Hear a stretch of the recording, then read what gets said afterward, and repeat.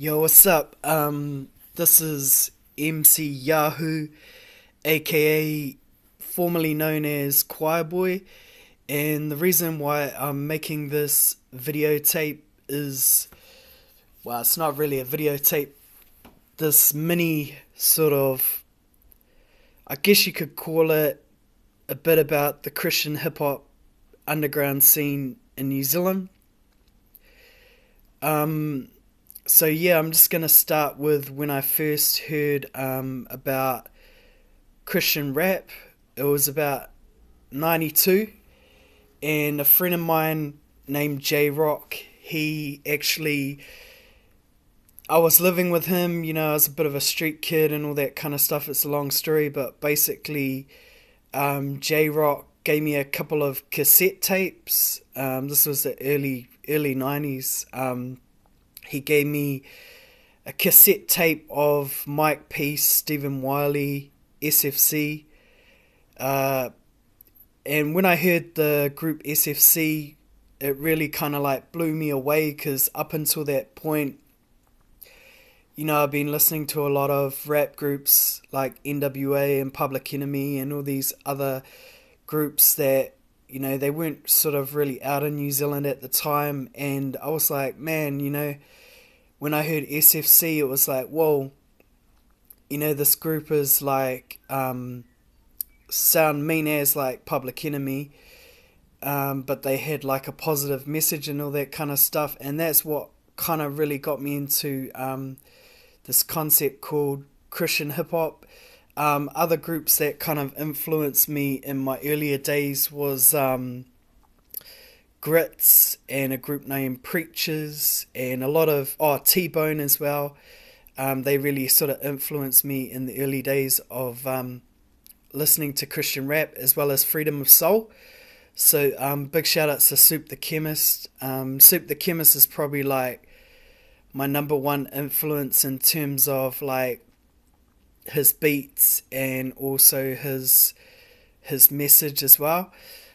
So like back in the early '90s, I didn't really like the first Christian rap group that I ever heard was a group from Stokes Valley. They were called Straight Up, and they were kind of like rap metal fusion. And like the first Christian MC that I ever heard was a guy named Phrase. And a few years later, I was lucky enough to actually form a group with Phrase called Zion Project. And I mainly did all the beats for Zion Project. But yeah, when I heard Straight Up, I was just like so inspired by them, because there was nothing like them at the time. I think they were even like pre-Supergroove, but they kind of sounded like Supergroove, but more hardcore, kind of metal. Sounded like XL and all those heavy metal rap groups from the States, Christian rap groups. So yeah, arguably Phrase would be like, to me, New Zealand's first Christian rap original MC. Dope lyricist and all that kind of stuff. But yeah, the reason why I'm making this mini kind of doco is just to explain the albums that I've done over the years and also just talk a little bit more about them. Because yeah, I haven't really talked about any of the albums up until now. So the first time that I went into the recording studio was like back in 1998, and at that time I was like living up in Wanganui, and I've been just writing hard out because I wanted to record my first album. And I'd had all these songs that I've been sort of like mucking around with. Before that, back in '94, I'd been in a group called Tribal Groovers, and they were kind of like reggae, rap, heavy metal, and I've been learning how to freestyle and rap with them. But I left that group for some personal reasons. All those guys are great musicians and they laid a foundation for me really in terms of like writing catchy songs. But yeah, it was '98, and I tried to record this kind of EP just with an acoustic guitar in someone's lounge, and up until this day, I don't have a recording of it anymore, but I wish I did.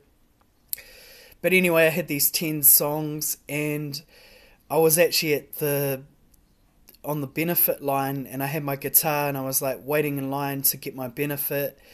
I was like young as, and standing behind me was one of the guys from House of Shem at the time, and this is way before House of Shem ever sort of formed. And like he goes, "Oh, do you play the guitar?" I was like, "Yeah, bro." So anyway, he's like, "Do you want to meet my dad?" I was like, "Yeah, yeah." He's like, "My dad was in the New Zealand band Herbs," and so at the time I was like buzzing out. So I went to this house anyway, and I auditioned for them, and they liked two of my songs, and two of my songs were Too Many and a track called Pure Design. And those tracks kind of got me into the studio pretty much. Like, those were my ticket in. So next minute, I was in Auckland, and I was recording these demos with Chong Ni. And Chong Ni was like, he'd been working on Shay Fu's debut album, and Chong Ni was like the main beat maker back then, and yeah, he used to give me heaps of crap in the studio. He nicknamed me Chubba the Microphone, and because I always used the clutching line, "Give me the microphone, give me the microphone," in my earlier rap days. Shame. Yeah, but it was my first day in the studio, it was my first experience in the studio. And anyway, there was this other girls group that was recording a track in there as well. And one of the girls turned to me and she was like, "You don't look like a rapper, you look like a choir boy." And after that, I was like, "Yeah, I'm going to take that name, Choir Boy. That's going to be my street name, MC Choir Boy."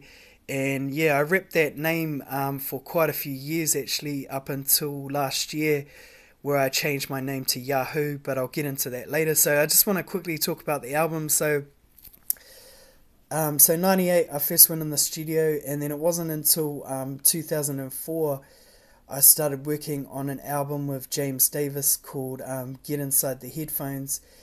And the whole vision of Get Inside the Headphones was like, I wanted my rap to like, I wanted every kid to be like listening to my music in the headphones. And so that was the concept behind the album. But the only real successful track off that album was a song called Wahine, which I actually wrote in like 10 minutes. I was inspired by Ben Harper at the time.